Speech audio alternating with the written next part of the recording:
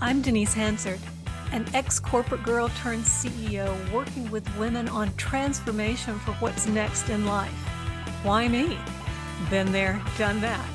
So many times in my life, I've had to step into my own what's next, from moving from city to city for work to moving out of corporate into where I am today.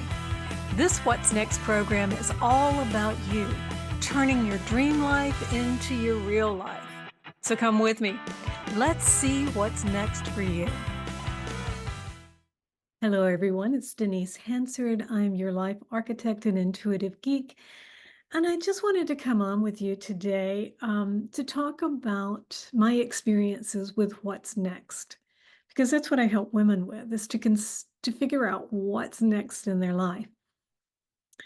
So I've had a few years under my belt and I've had many opportunities to step into my own what's next. One I want to tell you about is the ending of my corporate career. I was in corporate for over 20 years.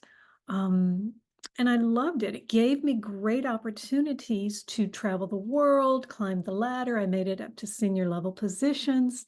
And I loved what I was doing at the time that I did it until I didn't. And I can remember when my soul, I guess you could say, I was just unhappy. I just wasn't feeling the joy of having the job, the position, working for the company I worked for, or whatever one it was, the way I used to when I first started. I didn't really pay attention to that. But what I did recognize and what I did was I started job hopping within companies, started looking for other positions, other opportunities. I was just dissatisfied with everything. And if I couldn't find it within that company, I moved and went to another company. And this became a pattern probably for 2 or 3 years in my life until I went to the last company that I worked for. And it was so exciting to start something new, as we always do when we're starting something new. We're very excited about it. And this was the greatest next thing for me at this time. And I can remember the day before I was to go to work for the first day for this company, and my boss called and he said, "Denise, I need to talk with you." I said, "Okay, what's up? What's going on?" And then he started telling me about the position that he hired me for and really giving me all the lowdown on what I could, or rather, let me rephrase that, what I could not do. And as the conversation continued, he kept telling me what I couldn't do, what I couldn't do, what I couldn't do. And all I felt was that he had put handcuffs on me.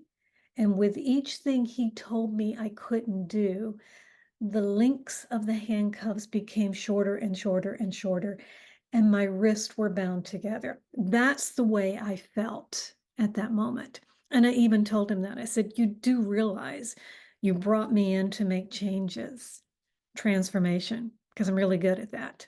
And you just handcuffed me to where I won't be able to do the things I need to do." He said, "You'll figure it out, Denise." And so I did my best to try and figure it out, knowing that this was probably not going to work for me, but I kept at it.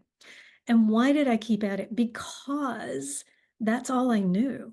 That was where I had expectations and other people had expectations of me. That's just the way the world worked.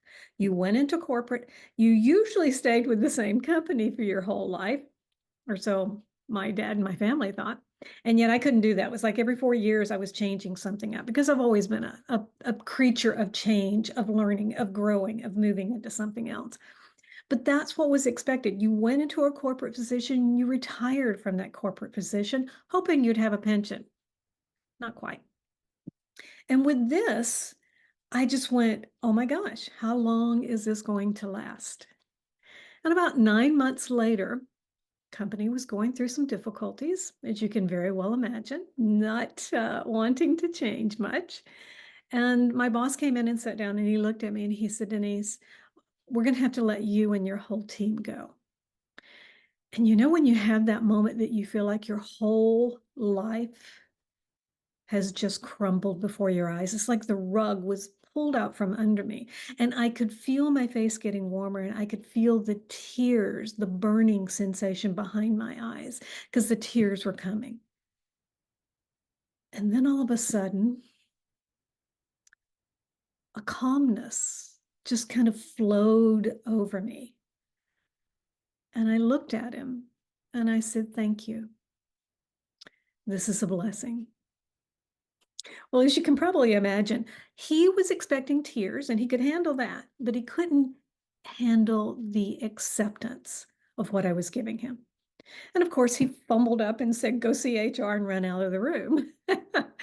And here's what I know with that moment. I had been listening to the urges to step into something different, but I wasn't listening to my spirit within on what that was. I couldn't figure out what I really wanted when I looked at what's next for me. I was just following the same old pattern that I always had. And so basically, I got an opportunity to try something new. And so as I left that company, that was when I started looking deep inside of myself. I was giving the opportunity to recreate my life, to step into what was next for me. And that's when I started my own business and became a life coach. With a master's in counseling, 20 years of plus in the corporate world, and certification in life coaching. That's who I am. And I help women, most particularly, to address that transformation within themselves and step into what's next, digging it out of them, diving deep, helping them to rediscover what they really, really want in life, and then laying out a perfect plan for how they can get there.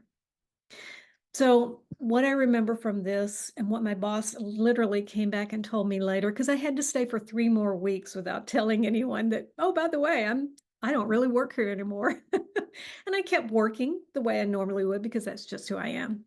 But I remember him telling me how appreciative he was of how well I handled the letting go process, I guess you could say. And I said, "But that's who I am, because that's who you hired." So stay true to yourself. But if you're looking for what's next for you and you have no clue of what that is, let's talk. I can help you to figure out what one thing could be for you. It's judgment free, it's a safety zone. There's no selling. That's not what I'm going to do. It's just a conversation to help you see possibilities within your life. So you're always going to have that opportunity to step into what's next for you, as I have had many, and how I help my other clients to do that, to step into what's next with ease, with comfort, with change, and learning to embrace it.